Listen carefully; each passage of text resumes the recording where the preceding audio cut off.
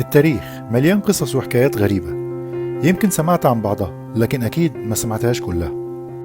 ومن أغرب القصص والحكايات حكايات سجلها التاريخ عن موت بعض الملوك والحكام، زي حكاية وفاة ملكة بسبب قانون وضعته تلك الدولة لتكون أغرب الحوادث اللي بيسجلها التاريخ.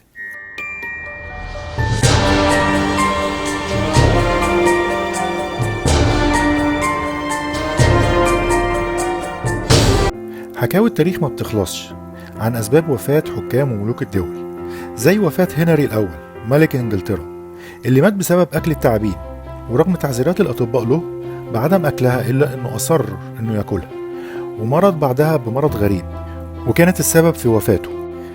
أو قصة الملك اليوناني ألكسندر اللي كان بيتجول في قصره مع الكلبة بتاعته وهجم عليها فجأة قرد، فحاول الملك تخليص الكلبة بتاعته لكن القرد عضه في رجليه اللي كانت سبب في وفاته.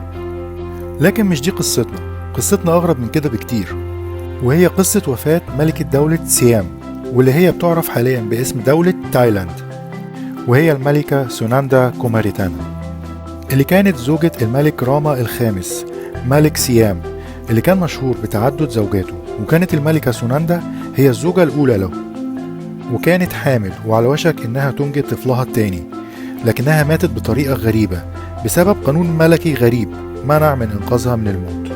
كانت الملكة سوناندا مسافرة قضاء الأجازة الصيفية الملكية في مايو عام 1880 خارج العاصمة بانكوك، وكان لازم إنها تعبر نهر تشاو فريا. ركبت الملكة أحد القوارب الصغيرة الملكية لعبور النهر، وفي نص الطريق وأثناء عبورها النهر هبت تيارات مائية قوية فاختل توازنها وسقطت في النهر.